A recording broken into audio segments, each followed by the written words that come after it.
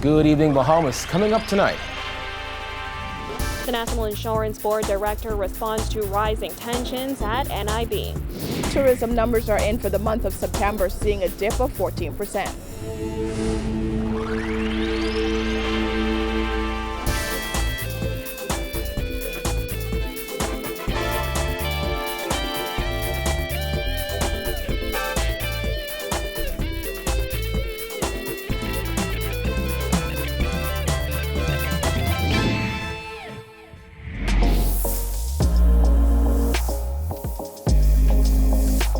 Our news is brought to you by Alive. Welcome to Our News and thanks for joining us. I'm Kyle Joaquin.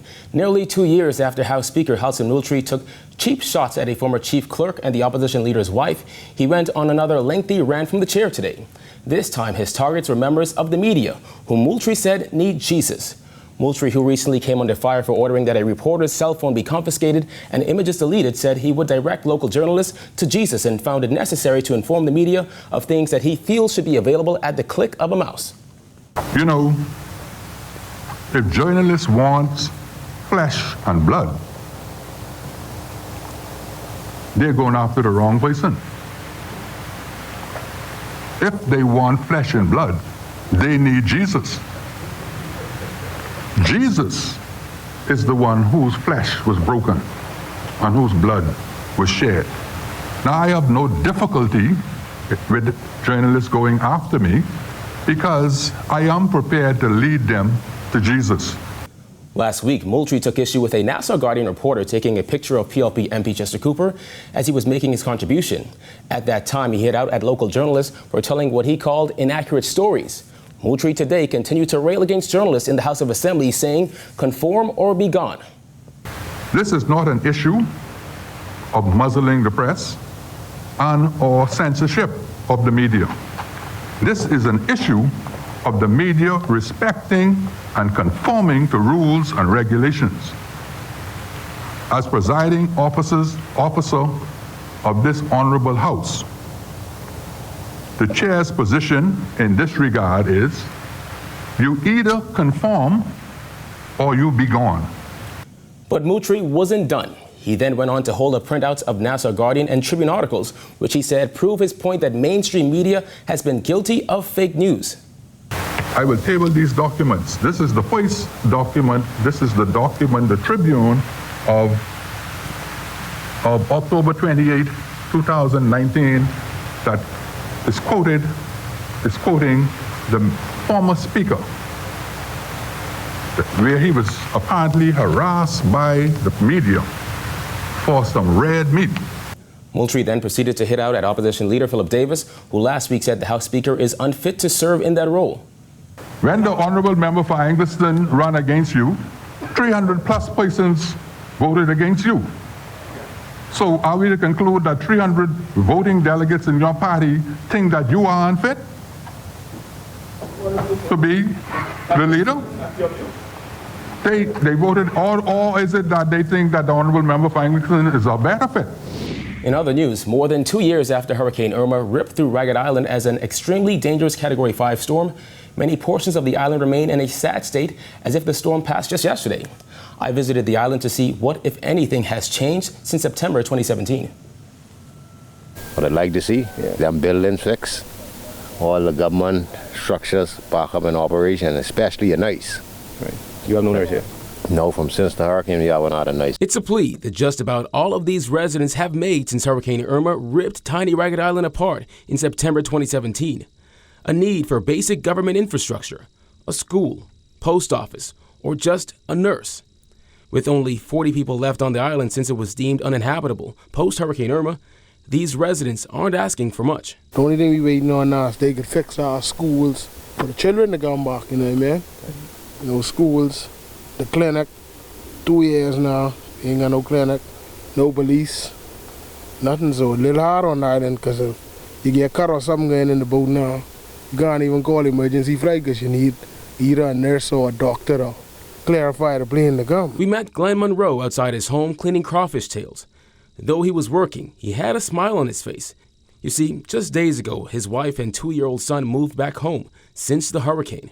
I guess they get tired now, so that's all I can say. Too hard now, so ain't everybody can make it in a rough city. Standing outside what was once the administrative building, a government office, you can't get inside, but if we can just step back just a bit, you can see straight through the window, out through the roof. Even 2 years later, still a lot of work to be done. Over at the building that once housed the administrator's office as well as the post office, the roof on one side of the building remains untouched since it collapsed. On the other side of the building, there is no roof, and the room is empty, but the door is locked. And it's the same state many buildings remain in 2 years and a month since Irma.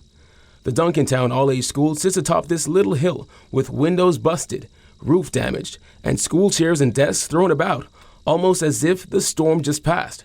Then there's the island's police station. The resident side of the police station, and basically it's a 2 or 3 bedroom unit, was fully equipped with a kitchen, and this is where the officers stayed. It's really maintained from the EXUMA, as a part of the EXUMA district, so officers would come here 4 weeks at a time to really man this station. But you know, even though this was in need of repair before the hurricane, it served its purpose for the most part. With sheetrock, bedding, kitchen, and office supplies thrown about, the police station remains out of commission. So much so that there is no police officer on the island, just a few Defense Force officers.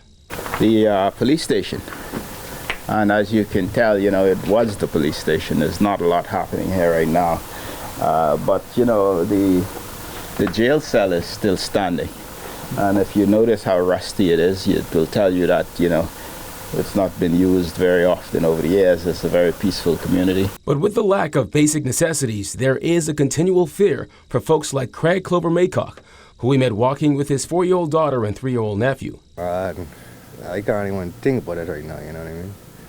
I mean, I feel like when my son going now, when it's time for her, and my wife can't go because, you know, ain't nobody can be able to watch her like that.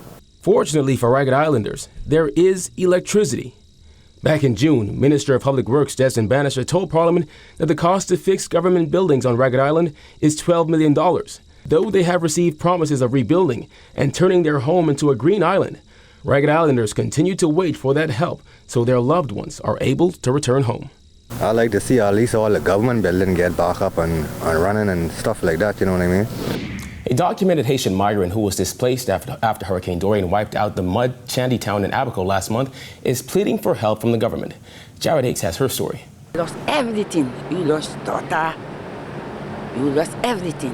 GLADYS THEBAUD is a 66-year-old permanent resident from the mud shanty town in Abaco. She says Hurricane Dorian took everything from her, including her home and 2 adult daughters. Now, an evacuee at the Kendall Isaacs Gym in New Providence, THEBAUD, a Haitian national, is pleading for government's help in rebuilding her life. Yeah, because I don't have place to live. Because everybody get problem. I come stay ready. Now I ready to go, no place to live. You see? Because I try to make it, maybe government, I don't know, government put me home. Because I live in Bahamas long time, I get permanent residence. That maybe a good place to live. I don't know. THEBAUD says her deceased daughters were 38 and 25 years old. Alone now, she is desperate to bring some sense of normalcy back to her life. Her routine has been broken down to a point that she says she can't practice her faith. Christian, I can't go church because I can't find good church to go. I can't go church like that. I pray God in my heart to God. Because I already die. God give me life. The future for residents like THEBAUD remains largely unclear. Prime Minister Dr. Hubert Minnis has indicated that government intends to acquire shantytown land through compulsory acquisition. No big deal, says THEBAUD, since everything was flattened. I won't go back because I don't have place to live. I don't have place to live. It has been made clear that undocumented migrants, including those displaced by Hurricane Dorian, will be deported. Minnis also alluded to a lack of support for work permit holders who lost their jobs as a result of the hurricane.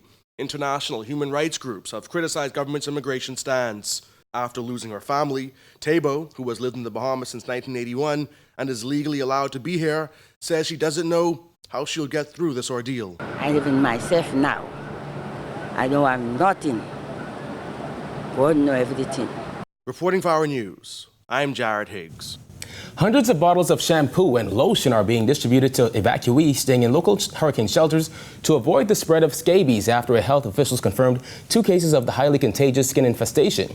Minister of Health Dr. DUANE says their aim is to get ahead of the problem. There have been complaints of itching, and we have seen 1 or 2, literally 1 or 2 cases of confirmed scabies. And as people start to complain about itching and scratching, it's pretty easy to prophylax. So you provide them with the lotion or the shampoo to make sure that you don't have a problem. As you can imagine, shelters are an ideal place where you have many people in close proximity for the potential spread of scabies, and we don't want that to happen. So yes, there would have been several hundred people given I don't know whether it was lotion or shampoo, but to avoid any spread. Scabies is caused by a microscopic mite that can reproduce on the surface of the skin, burrow into it, and lay eggs. The condition can easily be passed from one person to another through direct skin contact and causes an itchy red rash to form on the skin. The health minister was asked to respond to concerns about the emergence of other health issues at local shelters. The same concerns that we have in the shelters, we should have about everywhere in the Bahamas. The people that are in the shelters are from the communities in Abaco and Grand Bahama.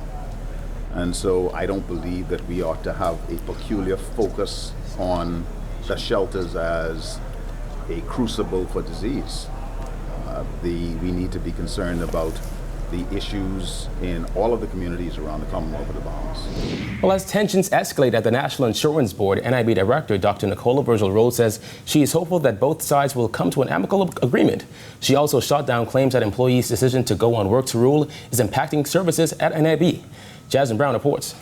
The NIB director made the comments here at the Public Treasury Department, where they were launching a new NIB service. As for the current services offered at NIB, she says the work to rule has not hampered their work. We have seen no interruptions in our operations.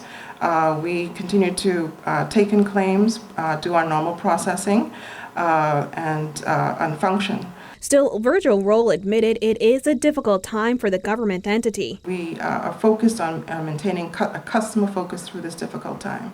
Dr. Virgil-Rose's comments came one day after NIB workers who are members of the Union of Public Officers went on work to rule amid issues over an outstanding industrial agreement. The Ministry of Public Service and NIB have been in talks with the union, but the two sides cannot agree on financial aspects of the agreement. NIB said on Sunday it is operating in good faith. Virgil-Rose reiterated that view on Tuesday morning. We expect that we will be very close very soon.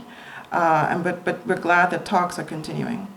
Minister for the Public Service and National Insurance Virgil-Rose met with union officials on Monday afternoon. Both he and Virgil-Rose say the meeting was a success. The NIB director says the focus should now be on seeking an amicable solution, which does not include the interruption of pensions and other benefit payments to those who rely on NIB. We obviously have to continue to negotiate. These are, of course, very tough times for the country. NIB is mindful of that, and as was mentioned in our press statement, we have to be prudent. But we're happy that the minister who has taken this over from May met again with the unions and will continue those discussions.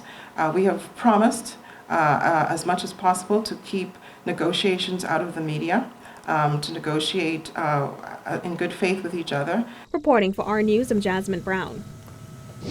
All right, thanks, Jasmine. Still to come, tourism takes a 14% hit, plus work underway at Abaco's Family Relief Center. Stay tuned.